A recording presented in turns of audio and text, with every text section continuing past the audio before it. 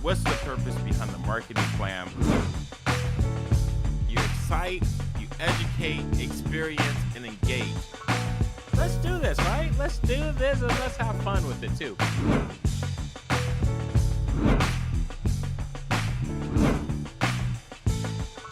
To my first-time listeners, thank you for joining the show. I appreciate you being here.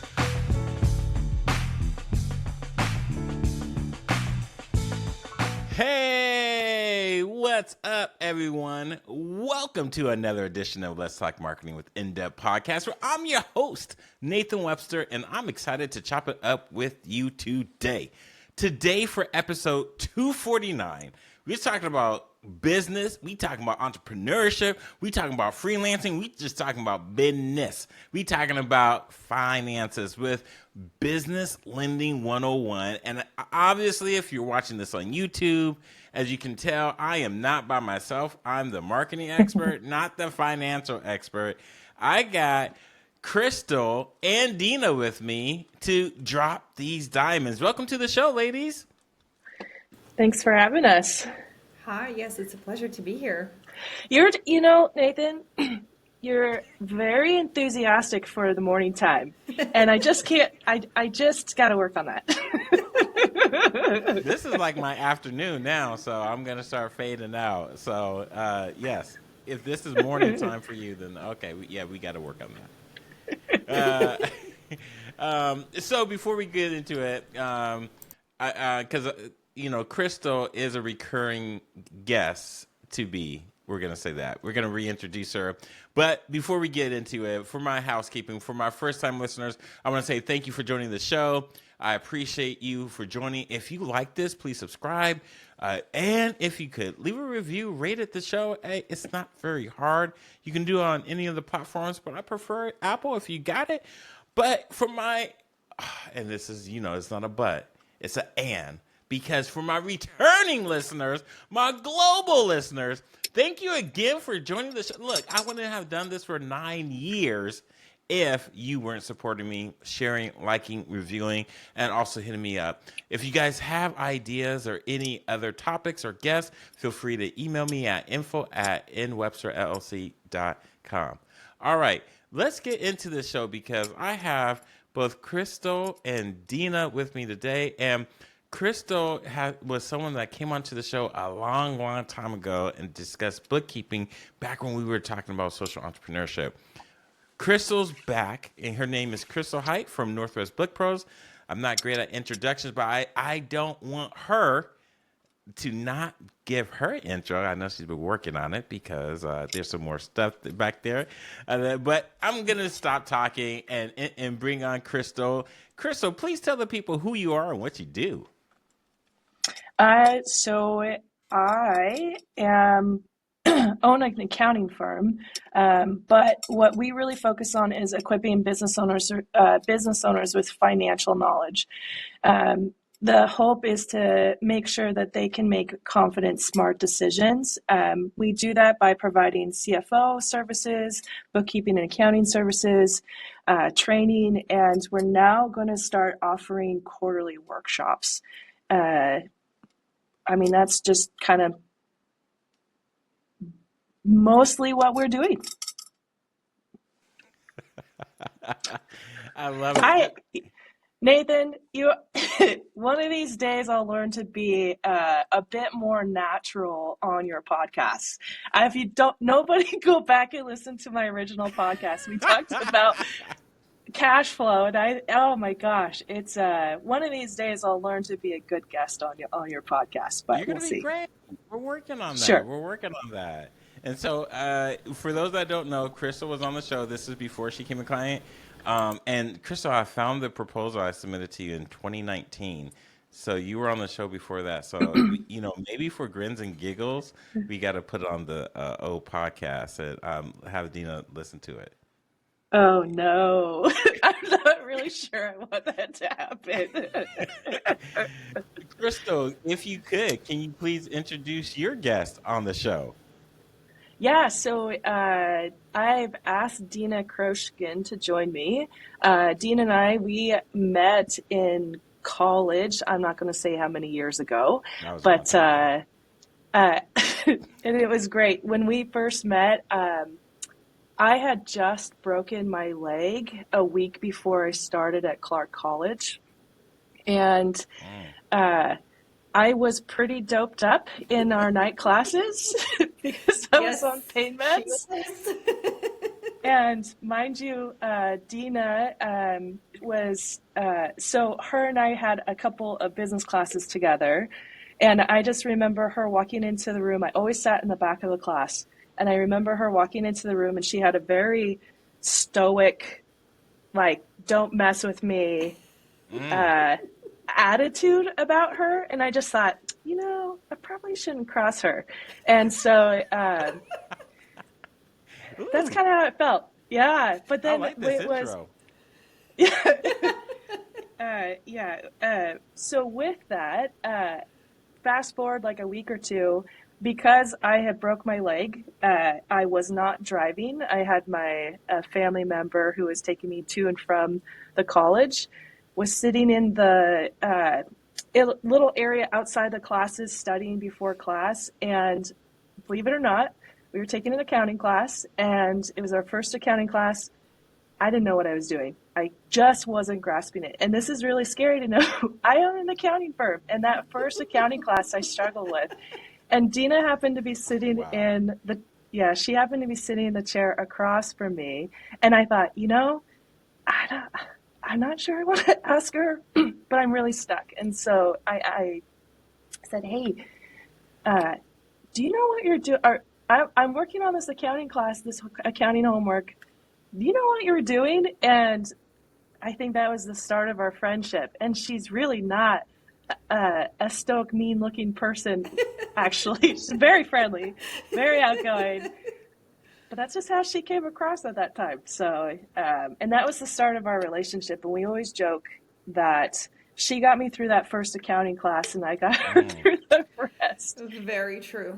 Yes. Yeah. So I don't know from your perspective, Dina. So that was my perspective of when we first met. So you all are, as many folks, don't seem to be all that boring. Dina, so please tell us who you are and what you do. Yes. So Crystal and I have been in, so to say, finance industry for now a number of years, ever since we started choosing our careers or career path through college. I chose to go the finance route, and Crystal went the accounting route. It was really a great combo going through all of the college courses and university courses. But aside of that, we stayed together through our careers. I ended up in banking, and then I moved on to commercial lending and business lending. So Oh I wow. have now been in the banking slash lending industry for a little over 25 years. My career has been working with borrowers or business owners directly, helping them finding sources for their capital sources for their businesses. I work with a lot of commercial real estate investors that are looking to finance their new acquisitions or refinance their current projects. And then another big piece of my role at my organizations have been actually working with lending institutions and providing consulting services to them for their portfolios, for their credit risk, for Mm. what the regulators may be looking for when they're coming in into their shop, really the credit risk of the entire lending portfolio of a certain institution. So over the years, I have been in partnership with over 300 lenders Oh that wow. are That's a lot. providing lending sources in various markets of the United States. So I'm kind of that in between the lender and the investor and the business owner, helping them navigate that really broad industry, and I love it. I love it every day. I wake up and I don't go to work. I just enjoy what I do. I'm a client of Dina's. So I own an accounting firm today, but that's not what I started in. I started in property management. I knew I wanted to own real estate at some point. So I did property management for 10 plus years on the front end. But throughout the years, Dina's my go-to when it comes to lending. So she's helped me on several of my own deals, but also for some of my clients as well. And like she said, it's funny, in the finance industry, there's so many different avenues that you can take. I'm glad that she went that direction because I didn't, and having that strategic partner makes it a lot better for me and also for our clients. Same goes for me. I don't really like the nitty gritty of accounting, but I need a resource to have people to go to so they can provide appropriate financials for me to be able to help them down the road. Well, It's a good partnership. and Yeah, it it is. and that's the thing about when you're growing your business. I learned this. I heard this growing up. You are who you associate with. But when I first started my business, well, let me rephrase. I actually have owned a couple businesses over the years, but when I started this accounting firm, I thought I had to do everything myself. I thought I had to know everything, and I actually think that slowed down my process. And so over the last several years, as I started growing and working with some mentors, I recognize I don't need to know everything. I still need to educate myself when I can, but I don't have to do it all myself. And so that's where it's in whatever business you are, it's thinking about what kind of strategic partners do you have that can help you grow, but also help your clients at the same time too. That's great. That's oh man, I think let's just dig right into that because I think with who you know is a big obstacle for folks that are starting out, even existing folks where they want to stay comfortable and where they're at. Because when it's time to grow or to sunset, you have to get things in order. What I've learned in sunsetting a company, or if you're going to be selling it, but we can not even go that path. But let's just say if you want to grow, you need to manage your money correctly, and of course, for everyone, that's different. So when you or for those that are looking to borrow, and this business lending one, I know there's just this is one of many. What are some things that folks should have?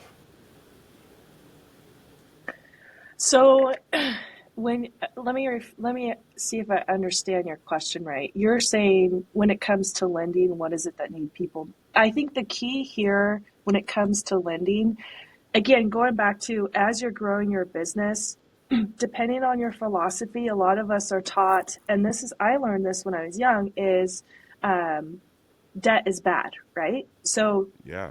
the thing is though, the people that I've watched grow and become very successful have just there's a difference between good debt and bad debt. Bad debt is consumer debt, right? I'm going to go out and I'm going to buy $10,000 in clothes. To me, that's consumer debt. That's bad debt. But I also think there's something called good debt. You can use you can leverage it to grow your business. And so for me, that's what I've done in order to build my real estate. And I say real estate empire. It's a small one, but I'm working on it. But to me, a good debt is you. It's where you're leveraging debt so that it's something that's going to make you money. It's providing whether it's cash flow, but it's not something that's costing you money.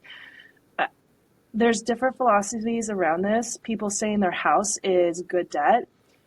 Your house is not, yes, it's an asset, but it's not an asset making you money. Yes, I understand that it's probably appreciating all of that fun stuff, but in reality, it's not making you money. It's costing you money. You're outputting it. But when I buy a rental property, that is going to make me money if I manage it right, right? So going back to that, even as a small or medium-sized business owner, it's not just buying property that you can leverage debt. We have business owners that sometimes are struggling with cash flow, right? So when you're struggling with cash flow, maybe you have $200,000 in accounts receivable, but you're not going to receive it for another 60 days, right? So can you use debt to help you, but you have payroll that's due next week. How are you going I was to about to say do, that's 60 right? days. That's a long ways out if you got payroll. Yep, exactly. Are you also somebody that you need to buy equipment, right? Is it how are you going to buy that new piece of equipment? Because you've got, I don't know, Dina, what are pieces of equipment that people get used debt for? It could be dental machines, it could Yeah, be forklifts for something that is industrial, it could be an aluminum producing machine. I mean, it really depends yeah, what business you're in. And, for some businesses, equipment cost is going to be $10,000 because it's just tools maybe to complete a maintenance job on a roof. But for other businesses, it's over 200,000 for a piece of equipment to produce the specialized product that they're producing. And if you don't have the equipment, you're not able to grow your business and your products and your services. If you are choosing to save to purchase that equipment, which is absolutely fine, and mm-hmm, some people are just not comfortable with the word debt or a liability, they could save, but it might take them 3 years to save. So what is that loss of opportunity in the marketplace over the last mm-hmm, 3 years? Are you going to have a competitor that will come in and will start producing that product because they were able to purchase that piece of mm-hmm, equipment, right? So really, it's understanding what is your market, where are you at? Is there a loss of time and is there a loss of opportunity that equates to financials and sales if you're choosing not to borrow? mm-hmm, If you are choosing to borrow, where are you borrowing? How much? For how long? Do you have a plan to repay it? And what is that debt actually going to generate for you as income and cash flow? mm-hmm, Then it's a very different picture. And then are you really borrowing or are you growing your business and utilizing debt as a tool? mm-hmm. Ooh, those are some deep questions. You get all into people's business. So how do y'all work in tandem? Good question. Uh, we well, full transparency. Dean and I have been really good friends since college, um, and so with that, actually, I want to say the reason why I started my first company, I started a consulting company, was because of Dina. It was when we Mm. were first in property. I was working in property management. I was in multifamily, and she started a janitorial company, and I basically we made a deal, and we made a deal where I would go find her clients, and for however long she had those clients, she would give me a small kickback from it Okay. for Reoccurring income, which is what recurring every income. business owner should strive for. Absolutely. And so I worked really hard up front, and then obviously there's a little bit more to it than that. But the idea was rather than her having to go and spend her time trying to figure out how to get those clients, I had already built relationships within the industry. So for her, it was worth at least, I mean, correct me if I'm wrong, Dina. It was worth it for you to pay me to go do the work. I was basically her salesperson, and then again, Absolutely. I worked out a deal where I like reoccurring positive cash flow. And so I have to say though, but for very many years, I almost felt guilty from it. And it was something that I had to work on my mindset because I would get a check in the Mm. mail every single month for over Many almost years. for like 10, 15 years. So with that, it was anyway. So I feel like for me, Dean and I are very outgoing, very ambitious. We've always are goal driven, and with that, I think that at least is where part of where uh, has helped like build our friendship and where a lot of our base of our friendship was. And so throughout the years, we've just stayed connected in that way. And for me, it goes back to I work with business owners. And when my business owners are in a position where I can see that maybe they need to go talk to a commercial lender, I'm sending them to Dina because one, she's let me tell you, if somebody knows her stuff, she knows her stuff. It's not very often that I'm in a setting where I ask a question and she spouts off a bunch of stuff that I thought, oh, I thought I knew a lot about this topic, but I really don't. So, but with that, she's I think is a great strategic partner for my clients, because again, a lot of our clients are in that growth phase, and it's kind of one of those, what's next? How do I do this? Like I'm growing, but I don't want to take 3 years to build this. I don't want to take 3 years to save. But the question is, how can I go borrow money? And that's one of the things that clients ask me all the time is, like, hey, I want to buy a piece of property, but what do I do? I'm at the stage where I want to open up a second location, but I don't know how I'm going to afford it. Or it's not that I don't know how I'm going to afford it. The business itself will pay for it, but I don't know how to get into it, right? I don't know how to work with a lender on how to do that. And so part of one of the things that we're going to be putting on on April 3rd, is we're doing a workshop on, as you called it, Business Lending 101. And really, we're just going to teach business owners or entrepreneurs how to be a desirable borrower. How do you get a lender to want to work with you? Because I think that's a key, is for my clients, a lot of them don't understand what they need to have in place or what they should do to be in that position. Yeah, and I just want to add to it, business owners are really good at what they do, right? Mm-hmm. Which is why their business is thriving.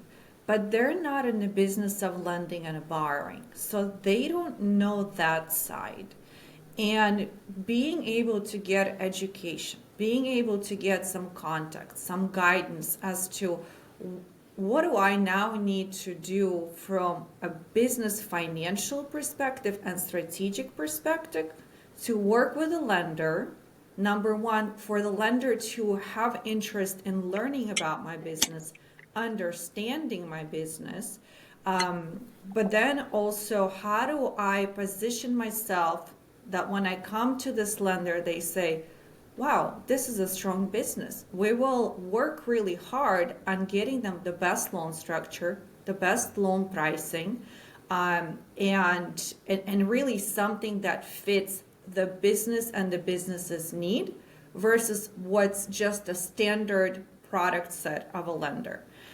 And that's where the gap comes in. It's filling out the forms, all of the applications, and borrowers get intimidated, and rightfully so. This is not their business. This is not something that they've learned. They know what they do, but it's good for them to find somebody who is able to offer that strength for them to move through that lending process, which can be sometimes quite surgical. Depends on the business. Ooh, surgical. Yeah, that's not me. I'm. So who's your? I know we're getting short on time here. So, but who is? So hold on. Let me back up. Since we're short on time, let me back up. When is this conference or workshop or class? Yeah, we're doing an online workshop on April 3rd, I believe at 1 p.m. Pacific time. Nathan, if you could post in your stuff afterwards to make sure I get those dates right. But we're going to do an online workshop for 90 minutes that's basically going to walk you through, like, again, we're going to walk you through how do you become a desirable borrower? What do you need to do to take that next step? And so and the workshop is geared towards you actually being able to walk away with knowing what steps you need to work on next. And again, it's geared towards entrepreneurs and business owners that are in that growth phase, and maybe they're struggling with cash flow, or like I said, they're looking to buy or open up a second location, or maybe they're looking to buy out a business partner, or rather than going and finding an investor to continue to build your business, is there a way that without giving equity away in your business, can you use a lender for that? But again, the key is, how do you make yourself a desirable borrower? Because I've had clients that have shown up and worked with lenders, and they're not in a position to do it, or like Dina said, the lender looks at them and says, you're not quite ready for that. So it's how about for me, I always like to plan ahead, but at the same time, if I can have a checklist that tells me here's all the things I need to write off and make sure that I have in place, I'm going to go into that situation a lot more confident than, hey, let's take a chance and let's wing it and see if this is going to happen. And that happens a lot with business owners because they're busy. They're wearing 17 different hats and they're just, hopefully they're not at the stage where they're just putting out fires all the time. But again, they're wearing 17 different hats. And so if this is like I said, if we can make it easy for them to say, okay, one, let's teach you how you can use it to your benefit to grow your business. And you don't have to wait 3 more years before, you could put your kid in private school because you can't afford it. Whereas if you just bought that piece of equipment 3 years ago, you could have tripled your income back then versus waiting 3 years because you saved up for it. And I would add that really the workshop would be great for any business owner at any stage that they are at right now, or somebody that is even thinking of starting a business. There's some items that we will touch on as really from what I'm seeing as a lender, right? That the business owners are not really thinking about it. They need a team, and they need a team of a lender, of an accountant, of a bookkeeper, of an attorney, and all of these individuals have specific functions within the business. And there's a bigger picture of how to make all of these people work together from a perspective that you're still doing appropriate accounting in your bookkeeping system. You're maximizing your opportunities through your tax return deductions through a really good CPA. But now a lender might be able to give you some cues as to how do you still take advantage of all of these items that in the end work for your lending needs. So those are just some things and nuances that as a business owner you won't necessarily know until you have maybe worked with a lender that is willing to explain that to you. They might never explain it to you. They might just tell you don't qualify, but they won't tell you why. So those are just some little pieces of information and what you call them as diamond drops. I love it. I'm glad it's for all owners. I'm going to put all this in the show notes. So for the listeners out there that want to attend on the first, or excuse me, at 1 p.m. Pacific Standard Time. And that I believe is going to be April, what did you say? April 4th? April 3rd. April April 3rd. 3rd. It's going to be April 3rd. Thursday, April 3rd. Okay, Thursday, April 3rd, 1 p.m. Any business owner to learn about how you can get ready for business. Because I know even for business lending, because I know even for me, I had great credit, but it didn't matter. Business credit is completely different, and I had to establish it. So this is all good. And it's like, 2 things I've learned is like, don't undercapitalize, which means don't get, you may need 50,000, but you got 20,000. And then the probably really the more important thing is that I didn't learn until later, and also I'm hearing from others is that you can get not on the right track if you don't have the right income set up to do that. So, you want to get people to help you figure that out and have the right business model to figure that out. And so I'm grateful that I didn't sign over my house or my car like some people do because they don't have another, but I know you see that, and that has to be different or not different, difficult. Well, and the question is, and that's where you can find, rather than giving up all of your personal assets, which is usually where people start, are there other opportunities where you don't have to put your house up or put your car up or? Yeah.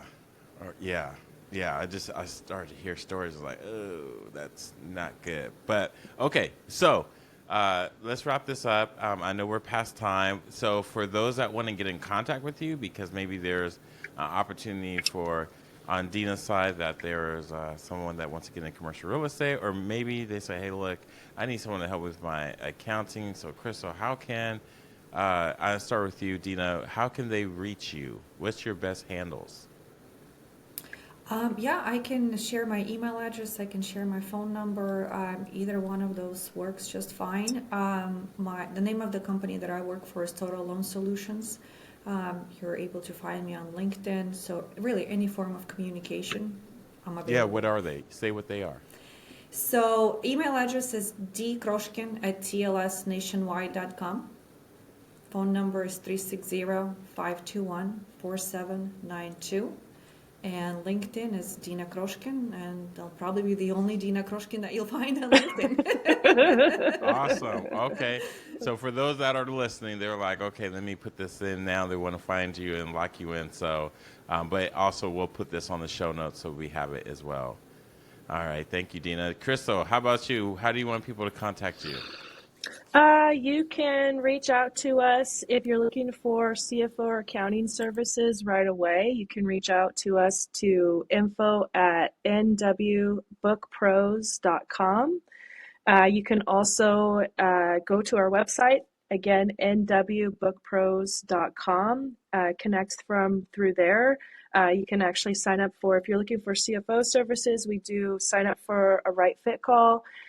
Same thing if you're looking for bookkeeping or accounting services, we start with a discovery call.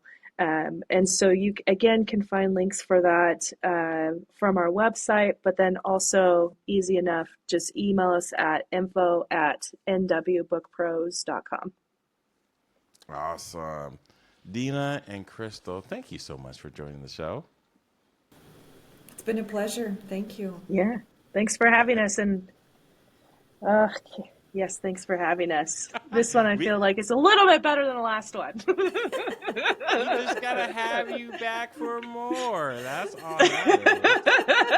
That's all that is.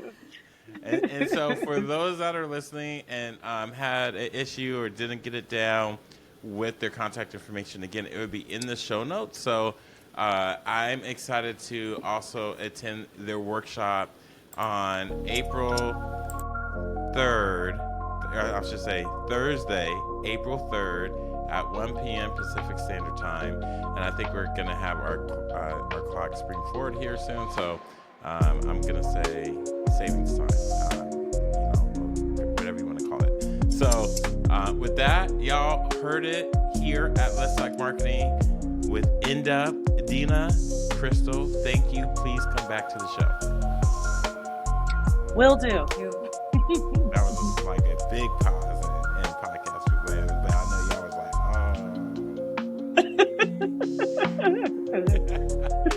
oh. All right. Everyone that's listening, thank you for tuning in again to Let's Talk Marketing with In-Depth Podcast. I appreciate your support.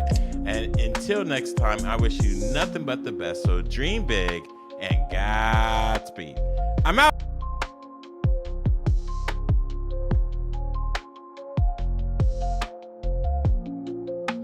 Hey, if you're hearing this message, you've listened to the entire episode, and for that, we want to thank you from the bottom of our hearts.